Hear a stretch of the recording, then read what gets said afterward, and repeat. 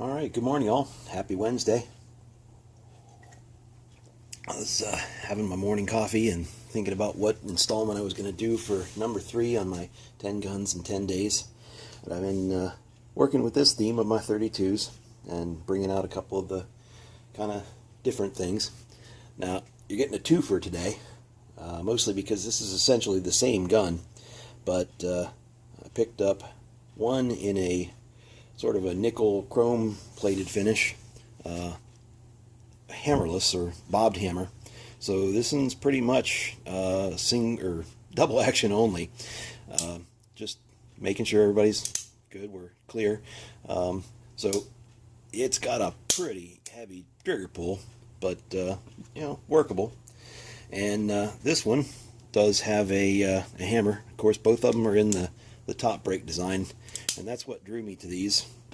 Besides the price, one of the neat things about last summer when prices went ridiculous, it seemed like everybody dragged everything out of the closets and the cupboards and the bedside tables. Pappy's old gun that nobody knew what to do with. They took it to somewhere and got what they could for it. And some places were still trying to get ridiculous prices for things like this, but other places realized, what they were and what they were worth and didn't try to charge too much. So I don't think I've got more than 100 and, I don't know, maybe 20 bucks, 50 bucks in both of these. But they're both fully functional. The chrome-plated one I got because it was marked, tagged as is. There was concerns that there was something wrong with the cylinder because it spun freely, that maybe the spring was bad in the little cylinder stop. But that's actually how they're intended to function. Especially with this one, it's actually easier because it's got the hammer. You can place the firing pin in between two rounds, and it's almost like carrying it on a safe chamber, empty chamber. But whenever you draw back, it indexes right to where it should. And, oops. Looks like we've got this one locked up. Hold on a second. Alright, sorry about that. Had to take a little break to get things straightened out. This one does seem to have an issue with the cylinder stop. And the hand seems to be getting blocked by something. There's a little tiny sort of lever tab down here that I'm guessing must be some sort of almost like a hammer block safety, or I'm not sure exactly how it works. I've never really taken one of these apart, but that was getting in the way and keeping it from either turning or functioning. Anyway, I don't really shoot these that much. I mean, I test fired both of them. They do both work fine, and they are marked on the side for auto ejection 32 Smith & Wesson CTGE cartridge. So most of the time that's interpreted as the 32 short, and they do just fine. And some of the other markings that I forgot to show or talk about at all. Up here on the top rib, both are marked Harrington and Richardson Arms Company, Worcester, Mass, USA.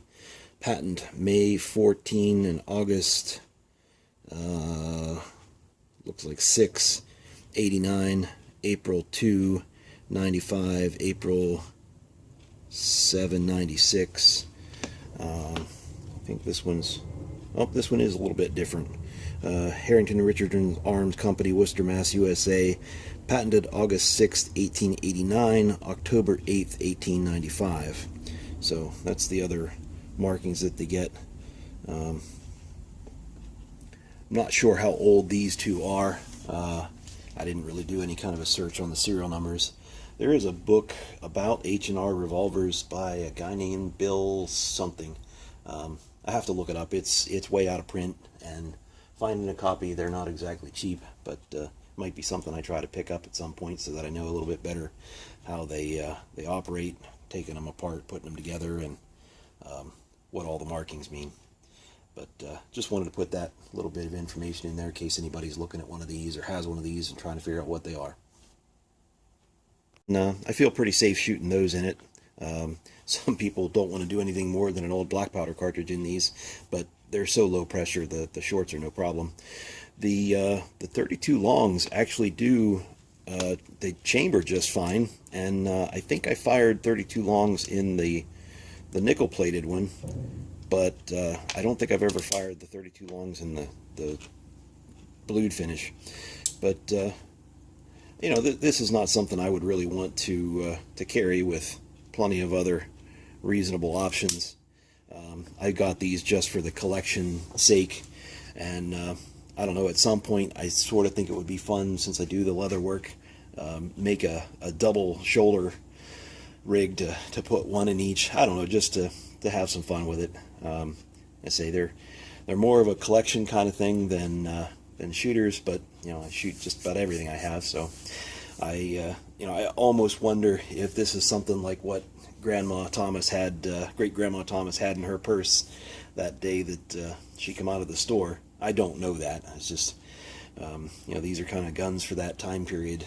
After the 20s, after the 30s, this is what folks had in their pockets.